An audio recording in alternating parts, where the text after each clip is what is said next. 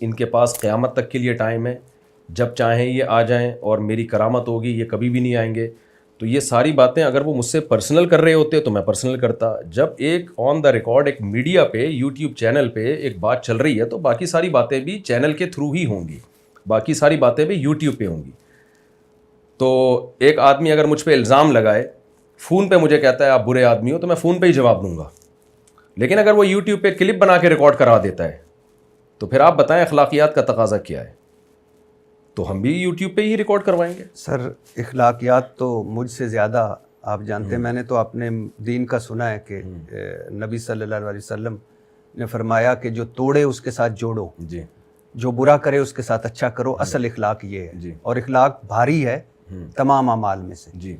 تو لیکن اس کا حدیث کا تعلق ذاتیات سے. ہاں، لیکن میں ویسے آپ ٹھیک کہہ رہے ہیں، لیکن اگر انہوں نے نہیں کیا، میں مثال کے طور پہ انہوں نے نہیں کیا تو آپ کر لیتے، فون کر لیتے. نہیں، ہم نے تو پہلے ان سے رابطہ کیا جوڑ کے لیے. نادر علی کے ذریعے میں نے پیغام پہنچوایا کہ میں آپ کے پاس ویسے ہی ملاقات کے لیے حاضر ہونا چاہتا ہوں، یا آپ میرے پاس آ جائیں، میں آپ کو سیکیورٹی دوں گا اور ہم بیٹھ کے سموسے پکوڑے کھائیں گے، چائے پئیں گے، کوئی بحث بازی نہیں ہوگی.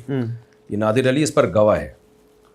پہلے ہم نے جوڑ کی ہی کوشش کی ہے کہ بھائی بندی کے ساتھ بیٹھ کر مل بیٹھ کے مسئلے حل ہوں، لیکن سامنے سے جو رسپانس آیا وہ جوڑ والا نہیں آیا.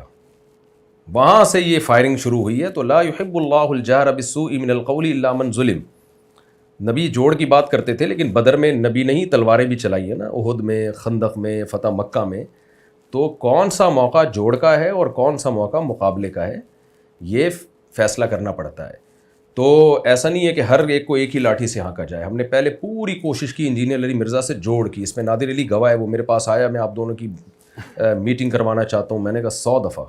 اس نے کہا لیکن کسی ٹاپک پہ بات نہیں ہوگی، صرف دوستی ہوگی. میں نے کہا میں 100% اس کے لیے تیار ہوں.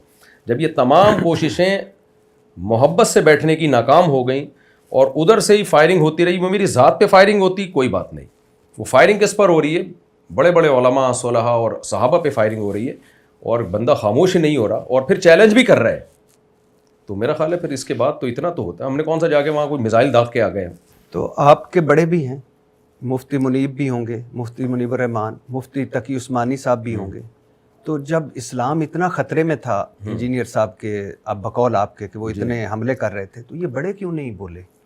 دیکھیں، بڑے اپنے آپ کو اس کے لیول کا نہیں سمجھتے. یہ تو انجینئر صاحب نے خود اپنے آپ کو ایک بہت عظیم عالم اسلام کی شخصیت بنا کے پیش کر دیا ہے. مفتی تقی عثمانی صاحب تو بہت ہی ایک بڑے آدمی ہیں. عرب ائمہ حرمین ان کی عزت کرتے ہیں، قدر کرتے ہیں. ان کو دنیا میں بہت، پوری دنیا میں ان کی ٹریولنگ ہے.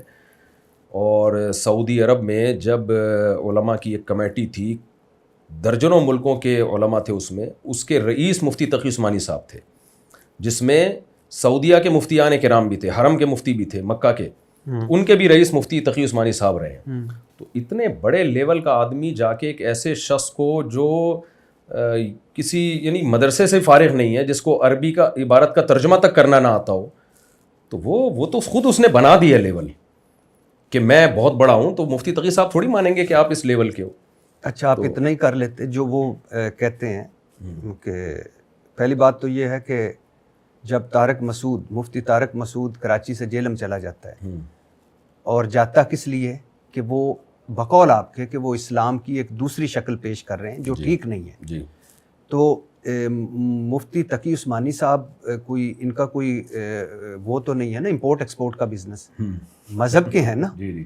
تو مفتی جب اسلام خطرے میں ہو اور اپنوں سے ہو تو کم از کم ان کو بولنا چاہیے تھا، مفتی منیب الرحمان سے بولنا چاہیے تھا. اور پھر انجینئر صاحب کو میں سن رہا تھا، وہ کہہ رہے تھے کہ لکھوا کے ہی لے آؤ، بڑوں سے، اپنے کسی بڑے سے لکھوا کے لے آؤ. تو بسم اللہ. دیکھیں، مفتی تقی عثمانی صاحب میڈیا پہ نہیں ہے، وہ ایک حقیقی معنوں میں علمی انہوں نے کتاب کہا تھا کہ جائیں نہیں، نہ انہوں نے مجھے روکا، نہ انہوں نے مجھے کہا جانے کا. مفتی وہ منیب سوشل الرحمان نے میڈیا، سنا ہے مفتی آپ منیب کے، الرحمان کا تو ان سے پوچھے نا، مفتی منیب الرحمان کی باتیں تو آپ مفتی منیب الرحمان سے پوچھے. لیکن سنا ہے وہ انہوں نے مائنڈ کیا تھا کہ آپ کیوں گئے اس طرح مناظرہ کرنے. کس نے مائنڈ کیا تھا؟ مفتی منیب الرحمان صاحب. میرے علم میں نہیں ہے. لیکن آپ کیوں نہیں، اتنا بڑا آپ کا چیلنج ہے کہ آپ نے اتنی اسلام کی خدمت کرنی ہے، لکھوا مفتی تقی عثمانی صاحب کے پاس جائیں. وہ کیا، یہ کون سا کسی سے مناظرے کے لیے شرط ہے؟ آپ دلیل سے بات کریں، اگر وہ صحیح ہے تو مفتی تقی صاحب لکھ کے دیں یا نہیں لکھ کے دیں. یعنی انجینئر علی مرزا کو چاہیے تھا بیٹھ جاتا, فیس ٹو فیس دلائل سے بات ہو جاتی. کیا ہم انجینئر علی مرزا کو جو لوگ سن رہے ہیں تو